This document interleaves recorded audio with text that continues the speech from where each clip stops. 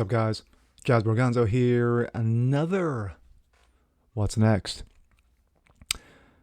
Couple stories. Nothing that jumps out as, oh my gosh, this is explosive. But a couple things that caught my eye. Both sports related. And then again, sadly, politics has infused itself. But let's take a look. Story number one. This coming out of Outkick. The Washington football team, to stick with the Washington football team as the name for 2021, then a new name is coming in 2022. Ooh, what could that be? Get ready for another NFL season with the team in Washington being referred to as the Washington football team. Truly sad. NBC Sports Washington reports that the organization is determined to stick with the WFT, or WTF, as I like to call it, and I'm sure many of you, for at least the 2021 season. Washington President Jason Wright announced the name staying for the 2021 season, and the club will finally have that new nickname that we've been just waiting for in 2022. Quote, the name change and logo will be revealed in 2022, Wright said. It will retain the traditional burgundy and gold colors that are entrenched in the team's history. It was a year ago this week that the team dumped the name Redskins, which has been the nickname since 1937 in 2019. Many diehard Washington fans then and now were upset that the club was going to change their name, but winning the NFC East helped calm a lot of nerves last season. Did it really? Did it?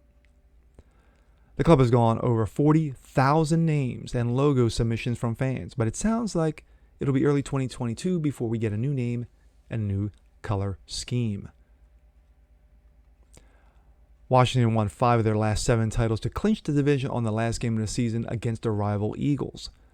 The team got an education in the playoffs as Tom Brady and Tampa Bay came into town and kicked the crap out of them. All right. As a sports fan of Philadelphia Eagles who grew up with them, who's been watching them since I was 7 years old, 2020 became the first time in my lifetime that I did not watch one game because of woke garbage. Now, not to say that the Redskins, and that's who they are the Washington Redskins, they will always be known as the Washington Redskins no matter what they come up with in 2022. They've been the Redskins since 1937. They continue to be the Redskins in 2021. When you have nonsense of wokeness and political correctness push its way, barge its way onto your sports teams, as we have seen with Karen James and the NBA, which has had its worst ratings in history last year and its worst playoff record ratings in history last year.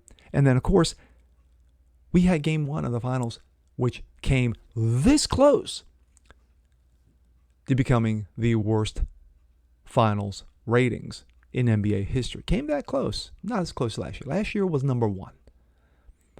But regarding the NFL went down this road early last year where they decided to, on week 1, slap Black Lives Matter all over their fields. And of course, it got received and ratioed to death. So NFL kind of learned that they can't go down this route of nonsensical garbage. But leave it to the Redskins to say, hey, you know what? We're going to be the Washington football team, which is a joke. The term itself is a joke. But then again, sadly, these are the times that we are living in. And instead of just leaving our sports alone, just leaving it alone, keep the politics out of it, leave it alone. No, This falls all on Colin Kaepernick and his knees. Let's move on, shall we? Story number 2. This comes out of the Blaze. Whitlock, the Washington Post, Rachel Maddow, I'm thinking it was Rachel Maddow, and CNN are bigger problems for black people than the Tuck. As you can see, Tucker Carlson there. The Washington Post is preparing a hit piece on Fox News host Tucker Carlson. Post investigative reporter Michael Cranish left me a voicemail on Tuesday requesting an interview. Carlson, Cranish relayed, was the subject of the request. Jason Whitlock, who is very well known in sports, he is an awards winner in the sports realm. He is very political minded. He's very religious minded, and it's done him well. Check him out. This will serve as my response to Cranish's appeal. Over the past year, Carlson's nightly monologues have become a must-see TV for me. I don't watch much television. I gave up on cable news shows and major network scripted TV shows years ago. The last cable show I watched regularly was The Ed Show. I think I remember that. I barely remember that. On MSLSD. The host, Ed Schultz, a former small college football player who had a brief tryout with the Oakland Raiders. Schultz had a working class point of view and of course was canceled in 2015. Shortly after, I bailed out all cable news.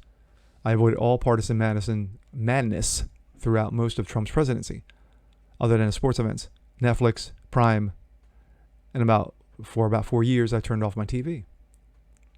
COVID changed my habits. I was living in LA along the Wilshire corridor. I could no longer hang out at Wally's or frequent the IPIC movie theater 2 blocks away from my apartment. Plus, I found a reaction to COVID fascinating and frightening. I began recreational use of cable news.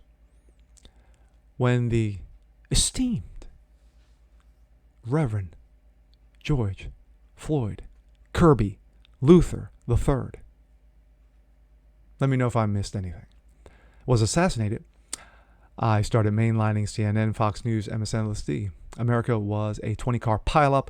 I couldn't divert my eyes from the wreckage. By the time our elites finished fortifying the election, I was, by my standards, a cable news junkie.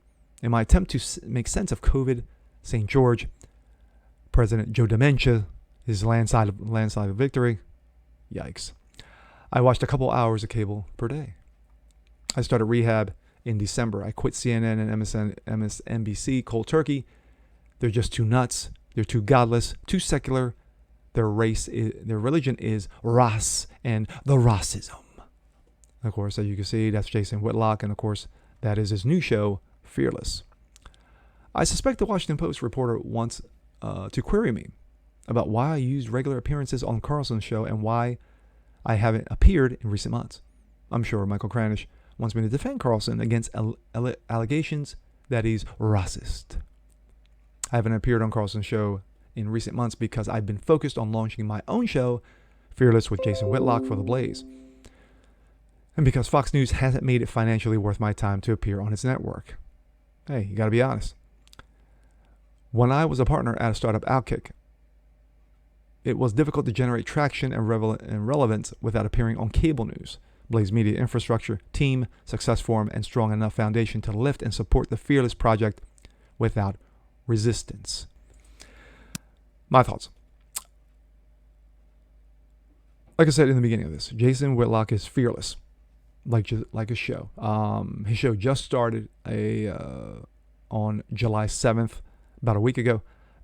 So like I said, check it out. He is religiously devoted, but incredibly wickedly minded when it comes to his sports, when it comes to how sports and politics have merged, have gotten embedded together, and are ruining something that's supposed to be a getaway, an escape for us.